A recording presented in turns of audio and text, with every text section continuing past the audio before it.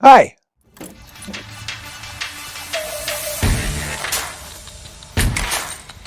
So our deer sinew skinning removal and processing video did pretty decent a while back.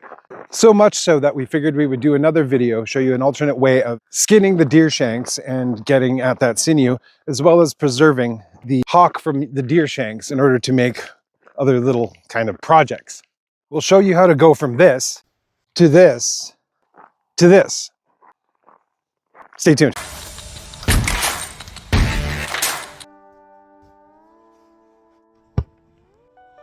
With this method, you'll want to start by splitting the toe hooves and just getting under the skin right there.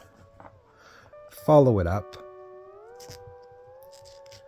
Once you get to the knuckle, veer off to the left or right slightly to avoid cutting through the tendon, which will run right up through here. And you can see the tendons running through there. It's a little bit connected to the fascia, or silver skin, whatever you want to call it. Just edge all the way down your shank. Cutting all the way to the top of the bone. Just like skinning the rest of your deer. Just sort of follow it down, removing the fascia tissue. But it all separates down pretty evenly. These knives are so sharp, it's sometimes hard to know if the blood on you is from the animal or if it belongs to you. Swap it over and do the other side, avoiding the tendon. And trying not to cut through the hock and putting a hole in the hide, exposing the fur. As mentioned, a little tedious around the knuckle.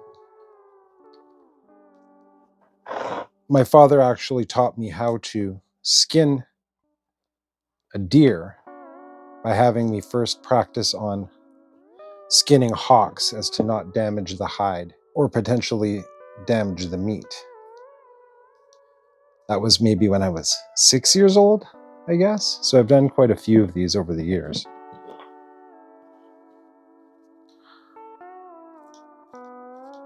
Eventually you'll get to a point where you can get behind it with your hands and just sort of pull away at it all and sever a lot of it that way. Once you get all that off, just pull it down until you get to the base of the hocks, which are these two little dew claw kind of hooves on the back side of the shank. At this point, you might need a little more hefty knife to get through and into the cartilage and bone that attach these dew claws to the shank. If you find that that's fighting you a bit, you can flip it around and finish up towards the toes to give yourself a little more leverage.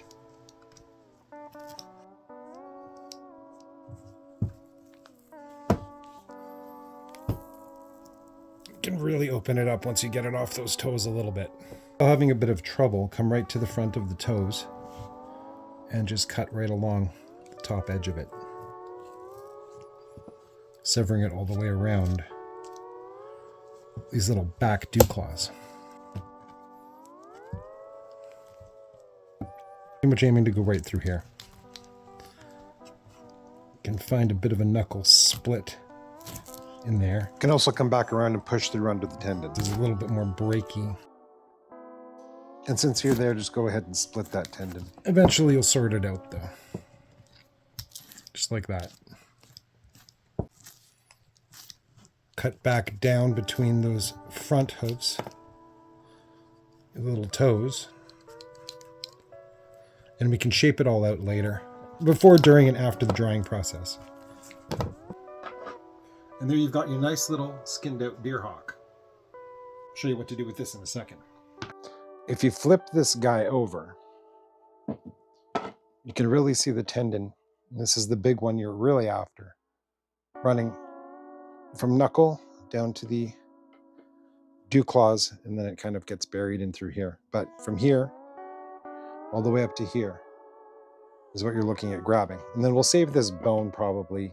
Traditionally, you'd make a handle out of it or a tool for scraping, which we have done in the past. Now that it's more visible, tendon's simple enough. Just kind of go in behind it, start a little incision, And you can really just kind of stick your knife down behind it using the bone as a guiding point, and then run your knife all the way up. Pull it all back and sever.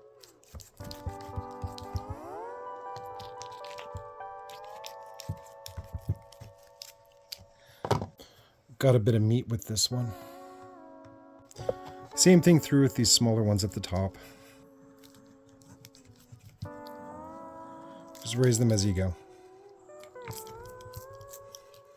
And this can be made into thread or just some shorter sinew type cordage. If you're going to make thread, you're better off grabbing tendon off the back strap because it's much longer. You can weave this stuff together afterwards, but it is a lot of work. I'll hang these up to dry with these other ones that are easily mistaken as wind chimes. After a couple of days when they dry, they get to be this amber kind of color. And will get a whole lot harder, which from here you can process down into cordage. If you want to check out that process, check this video linked up in the corner. Now that your hock is removed, it's ready to be stretched and dried. Probably better off using some smaller finishing nails, but this is what we got handy. Start by tacking your cloven end down first. You'll see why in a second.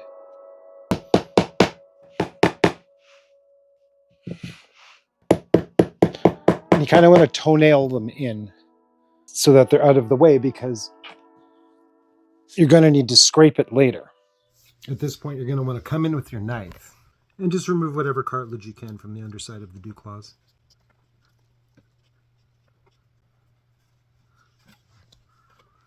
A little bit slimy and hard to hold on to. If you have to leave some, it'll be dry and that'll be fine. Once that's all done, just stretch it all out and tack it with your nails. Now that that's all mounted to your board, just go ahead and give it a light little scraping to get off any dirt or excess serosanguous material off, because once this dries and is hard, it's going to suck that stuff right into it and be a pain in the butt to scrape off. We'll set this guy aside somewhere nice and warm and dry to dry for a few days. And once it's ready, we'll get back to you with another video on where to go through here. So be sure to like, comment, and subscribe, hit notify to get notified of that video so you can finish the process.